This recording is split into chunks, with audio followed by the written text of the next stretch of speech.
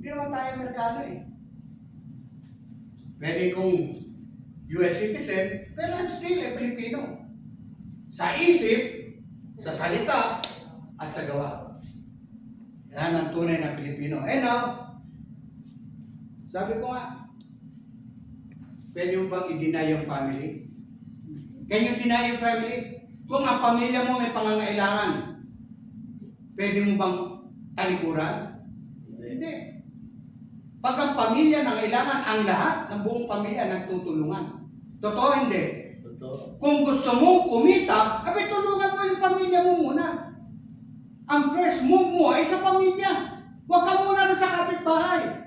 Pamilya muna. At pag ang pamilya ay natutong kumita at lahat kayo nakaangat at yung utang ay nawala na, then you are a happy family. Totoo hindi? Totoo. Yes, you are now a happy family. Na nabunutan ka na ng tinik. Alam mo, minsan sa pamilya, totoo yung tulong-tulong sa pamilya, di ba? Pero, kadalasan, kung ikaw medyo nakakaangat-angat ng konti, ikaw ang takbuhan. Ikaw ang takbuhan, di ba? Ang problema, isa, dalawa, tinakbuhan ka, okay lang. Pagka pangatlo, wala ka nang ibigay, ikaw na ang pinakamasama. Totoo hindi? Totoo. Ikaw na yung pinakamasama. Kanya para hindi ka mapasama, pag inutahan ka, i-consider mo na yun na Bigay. bayad na. Dahil ang Diyos ang nagbibigay ng ganti sa lahat ng ating mga mabuting gawa. So anong kanya? Sabi nga niya, ang family, nandyan sa pamilya natin. Activate natin ang family natin, tignan natin kung ano problema ng pamilya, pag-aralan natin at turuan natin na ma-realize nila ang kanilang mga dreams. Dreams come true. Yun ang atin, di ba?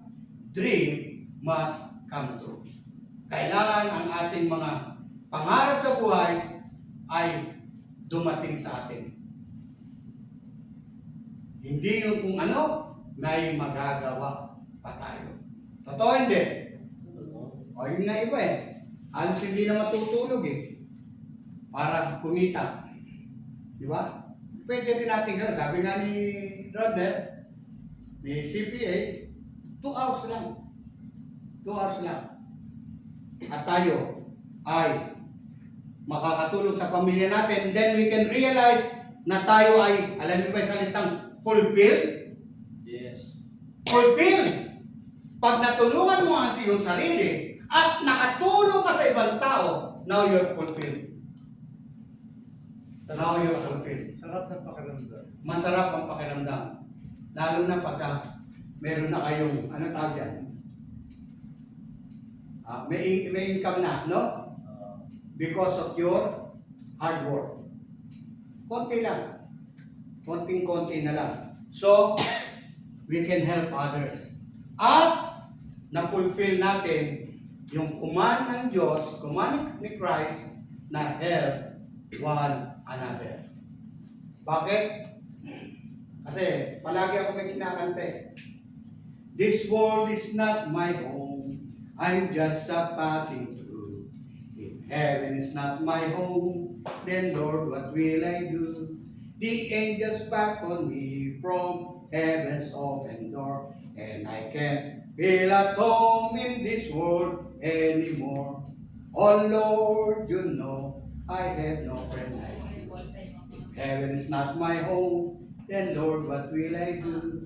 The angels beckon me from heaven's open door, and I can't feel at home in this world anymore. Darating ang oras at araw natin na tayo ay lilipas din dito sa mundong ito. Pero na-fulfill natin yung pag-ibig ng Diyos, minahal natin ang ating bansa, na-improve natin ang buhay ng pamilya natin, at ikaw mismo ay nagkaroon ng magandang kinabukasan at nakatulong ka pa sa ibang tao. Dahil sa Otelea at sa RTB. Okay? Ito ay daan lamang, no? Itong Otelea, naging gabay lang. sa tulungan. Kanya nga, helping others to earn a living. Hindi si Rodney lang tutulog sa inyo, no? Hindi.